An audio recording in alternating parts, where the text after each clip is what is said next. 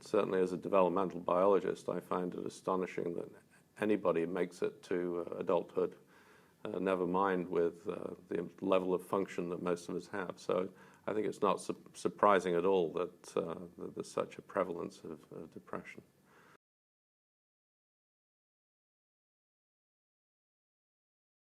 I'm Richard Howland. I am a member of the Molecular and Cell Biology Department. I've been the chair of that department twice, and I now work in the Dean's office as an associate dean. My name is Elva Diaz, and I am a professor in the Department of Pharmacology at UC Davis. My name is Elçin Ünal. I'm a faculty at the MCB department in the Division of Genetics, Genomics, and Development here at Berkeley. My name is Randy Sheckman. I'm a professor in the Department of Molecular and Cell Biology here at Berkeley and an investigator of the Howard Hughes Medical Institute. I am Kathy Collins, and I'm a professor in biochemistry, biophysics, and structural biology.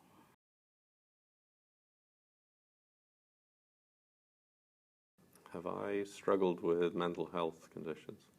Yes, I've struggled with depression. I had a major episode back in the 80s and subsequent cycles of mild depression, which I learned to recognize for what they were, fortunately. I have a long-standing history of anxiety and depression since my undergraduate years, but I didn't know that at the time. I only recognized it in retrospect. Do you ever get the answer that people know no one who's struggled with mental health conditions? I'm not sure that would be possible in today's world. So the answer would be yes.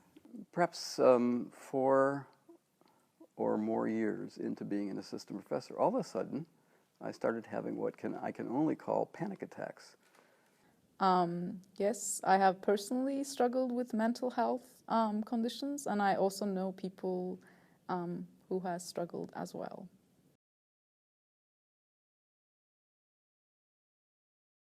How does it affect your work? I think at its worst, where you have a feeling of self-loathing and lack of value, and you really don't know what to contribute, it's very difficult to do anything. These episodes would get worse as I progressed in my training. So in graduate school, I remember there was 1 or 2 days a year where I just couldn't get out of bed. And I didn't recognize that as a depressive episode until much later.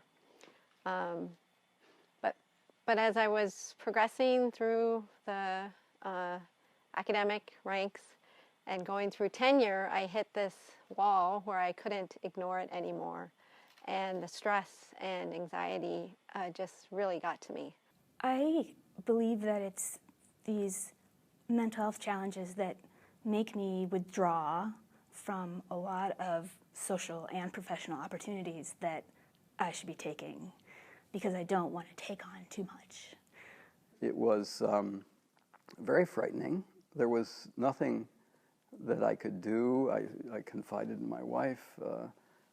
Within a short period of time, I have a best friend with whom I've shared a close, friendly relationship since I was a graduate student, and I confided in him, and his interpretation was, that my success had been so meteoric that I wasn't able to cope somehow with it. But well, for whatever reason, initially, and then for some years, I would get really panicked before I was making a public presentation.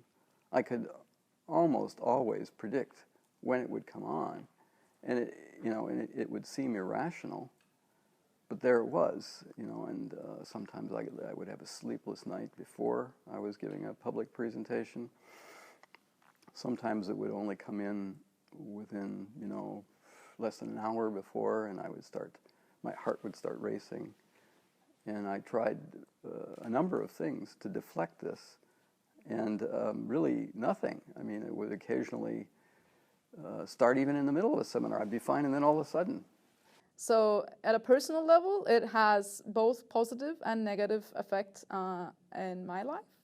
From the positive perspective, it allows me to be creative and think a bit outside the box. And from a negative perspective, at times when I feel lower, Obviously, the productivity and just, day-to-day events can become a bit more of a struggle.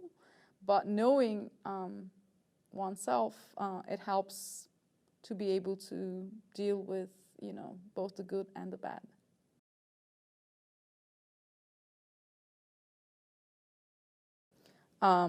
Getting help via therapy, proper medication, and getting support from people that I trust and I'm connected to. Over the years, I developed ways of coping to the point where it eventually melted. I never sought talk therapy. It might have been helpful. I didn't. Instead, I found that at first Valium would calm me, and then eventually propranolol. And for many years, I just took a propranolol before I was.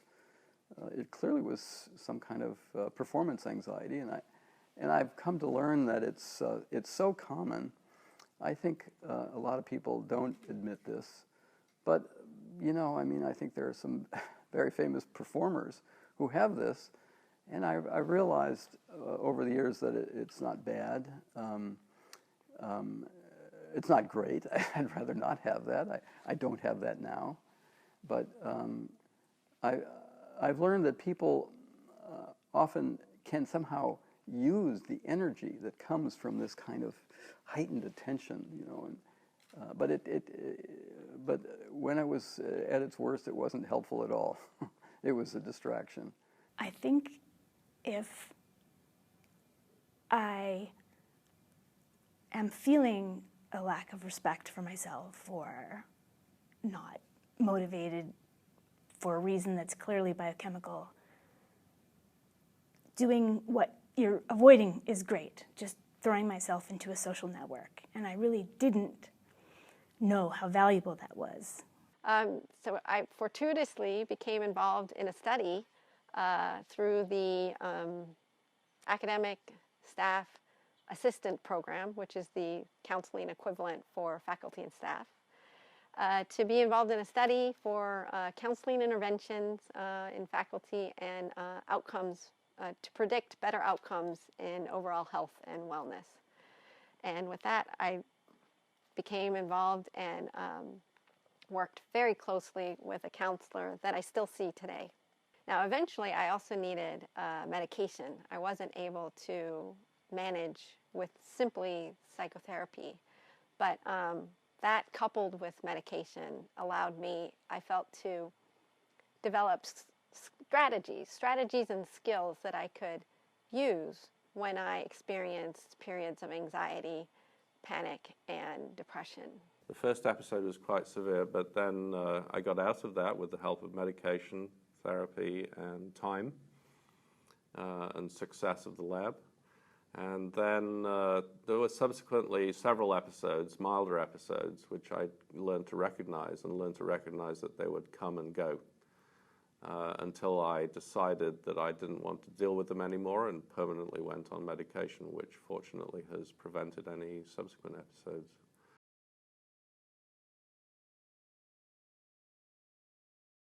I would say that you're not alone, that you're not weak or you're not helpless.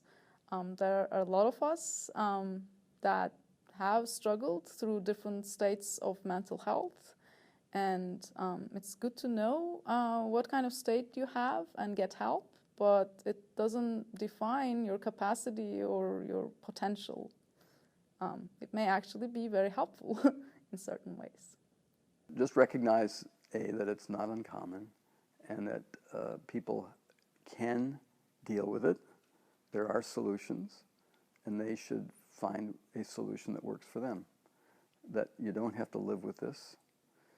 And it would be good to know if there are other people who've taken a completely different approach to controlling it, and that would be another item on a list of things that one could try. The main thing to say to students is that it's remarkable how much your colleagues will give you support. It's amazing how effective modern therapies are, both verbal and chemical. they really work. And so those are really important messages to pass on. You don't need to suffer forever. It can end. I wish I had known that it was going to get much worse, because maybe I would have done some interventions earlier. So I always tell, so I'm a graduate advisor as one of my service roles as a faculty member, and I always tell them right from the beginning, you know, you have access to all these resources, and maybe things are fine now, but you might need them in the future, and just keep that in mind, that it's there for you and it's free. Talk. Share.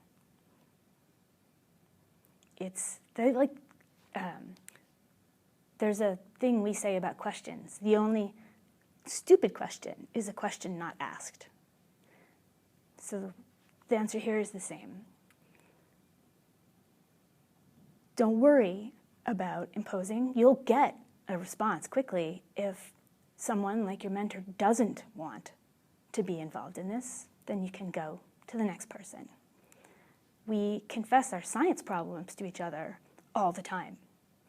So why shouldn't we talk about the things that are affecting our science also?